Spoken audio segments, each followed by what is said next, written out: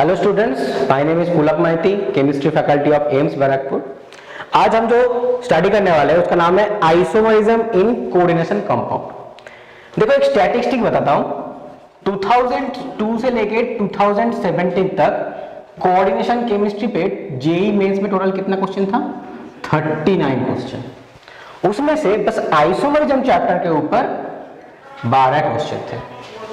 How to find number of isomerism in a particular coordination compound. बस अगर मैं 2019 की बात करूं, वहां पे 4 क्वेश्चन थे बस इसी टॉपिक के ऊपर। तो इस टॉपिक के वेटेज तुम्हें समझ में आ रहा है कितना इंपॉर्टेंट है। लेकिन स्टूडेंट को प्रॉब्लम होता है नंबर ऑफ आइसोमरिज्म निकालने में। तो चलो आज हम ट्राई करते हैं कैसे इसको इजी बनाया जाए।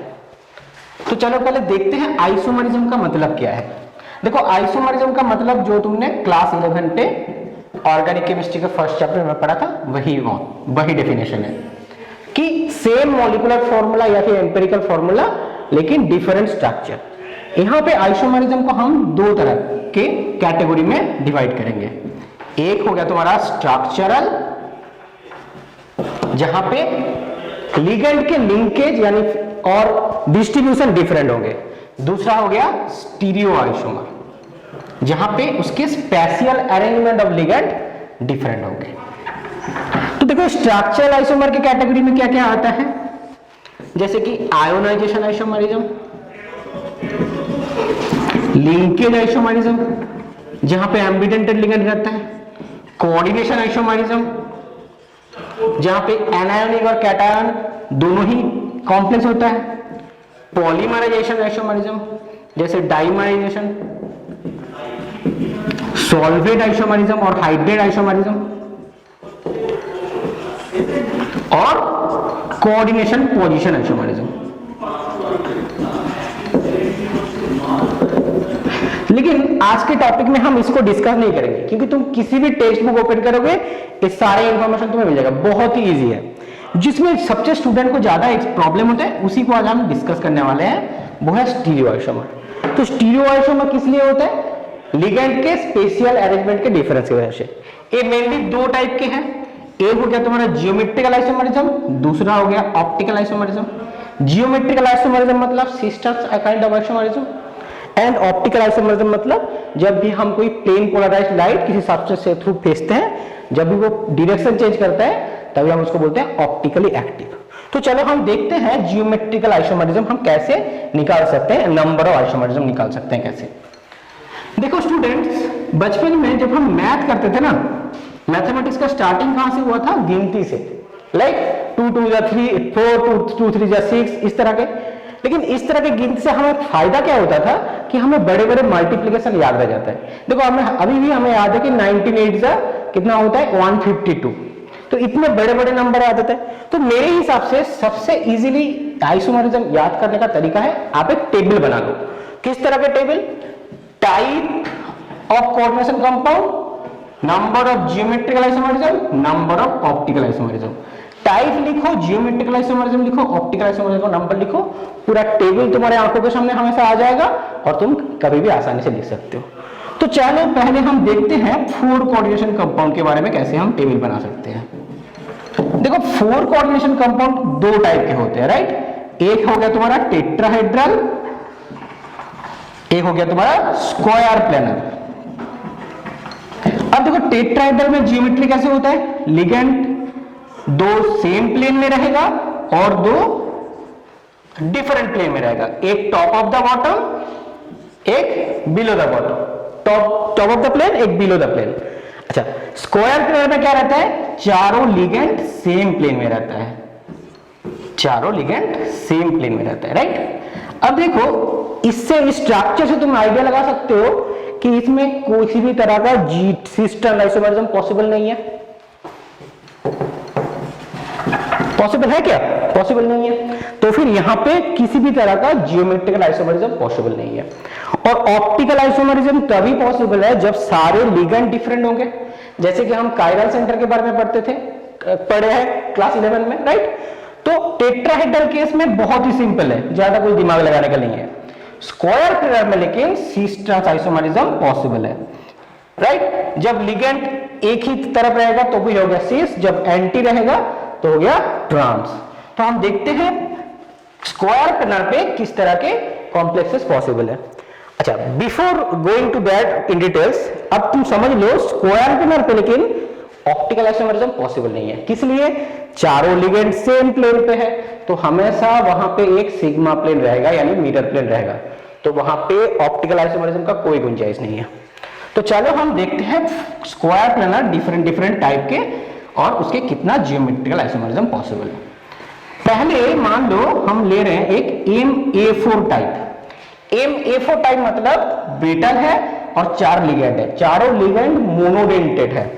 तो फिर यहां पे सिचुएशन कैसा होगा, देखो एक ही टाइप के स्टीरियो आइसोमर पॉसिबल है, राइट। तो फिर जियोमेट्रिकल आइसोमरिज्म की कोई गुंजाइश नहीं है, तो नंबर ऑफ जियोमेट्रिकल आइसोमरिज्म हो गया तुम्हारा 0। सेकंड, MA3B टाइप मतलब एक लिगेंड तुम्हारा डिफरेंट है, तो यहां पे भी सिस्टर आइसोमरिज्म पॉसिबल नहीं है, तो ए भी हो गया तुम्हारा 0। देखो यहां पे किसी में भी ऑप्टिकल आइसोमरिज्म पॉसिबल नहीं है, वो मैंने पहले ही बता दिया। थर्ड, MA2B2 टाइप, यहां पे जियोमेट्रिकल आइसोमरिज्म पॉसिबल है। कैसे देख लो, दो तरह के पॉसिबल है। कितना होगा? 2। कैसे? ए है तुम्हारा मेटल, एक सिचुएशन जहां पे AA सिस और BB सिस, दूसरा सिचुएशन जहां पे AA ट्रांस और BB ट्रांस। देखो यही तो पॉसिबिलिटी है, तो फिर हो गया 2। सिमिलरली अगर हम MA2BC टाइप ले, वहां पे भी 2 पॉसिबल है, तो यहां पे B के जगह पे C है, यहां पे भी B के जगह पे C है, तो यही 2 पॉसिबिलिटी है, तो A भी हो गया 2। अच्छा, अब देखते हैं चारों लिगेंड सब सारे डिफरेंट है। MABCD, यहां पे कितना पॉसिबल है? 3। कैसे? देखो ड्रॉ करके देखते हैं हम।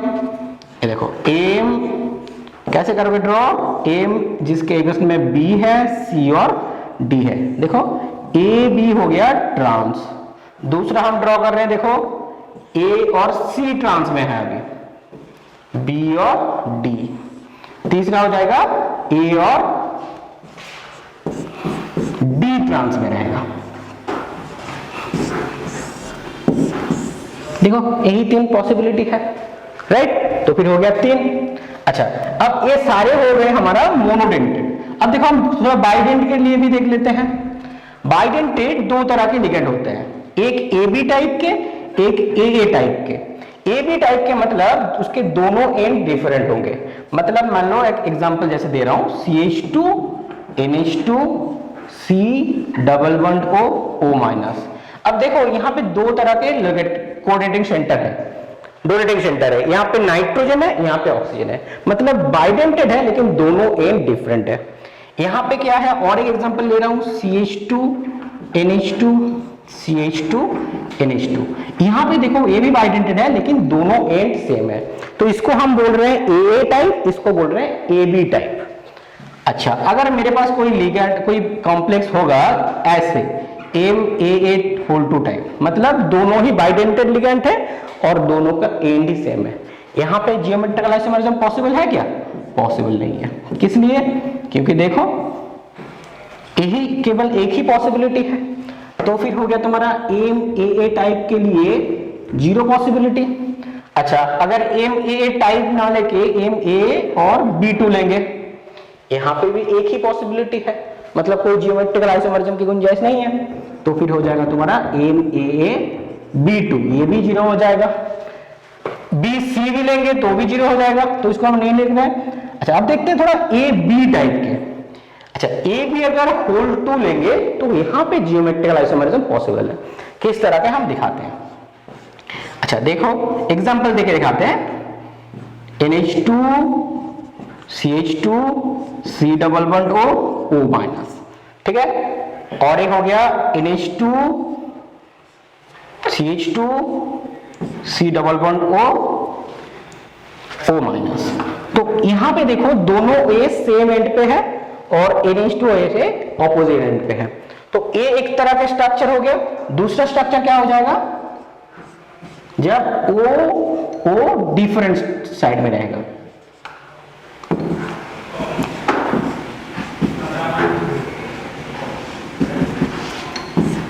तो देखो डिफरेंट डायरेक्शन हो गया ना, क्योंकि दोनों एंड है और दोनों से एक को हम सीस बोल सकते हैं, इसको हम ट्रांस बोल सकते हैं।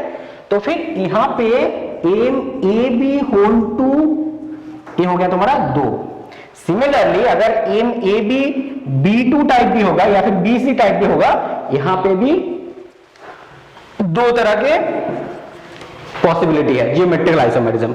और हमने बता दिया है कि यहां पे कोई भी ऑप्टिकल आइसोमेरिज्म पॉसिबल नहीं है। ठीक है, तो स्टूडेंट्स ऐसे अगर तुम 4 कोऑर्डिनेट कोई कंपाउंड देंगे तो इस तरह का एक टेबल तुम बना लो और याद कर लो, पूरा सिस्टम तुम्हारे याद में रह जाएगा। सिमिलरली अगर तुम 6 कोऑर्डिनेशन भी देखोगे, 6 कोऑर्डिनेशन भी देखोगे, यहां पे कौन सा पॉसिबिलिटी है, ऑक्टाहेड्रल, तो वहां पे भी तुम इस तरह के टेबल बनाओगे तो तुम आसानी से isomer, number of isomer calculate कर सकते हो। जैसे कि for example M A6 type, यहां पे कितने होंगे, 0 होंगे। एम A5B टाइप, यहां पे भी 0 होंगे। एम A4B2 टाइप, यहां पे C स्टार आइसोमरिज्म होगा, तो जियोमेट्रिकल आइसोमरिज्म होगा 2। ठीक है, सिमिलरली एम A3B2C टाइप, यहां पे हो जाएगा 3। एम A3B3 टाइप, यहां पे हो जाएगा 2।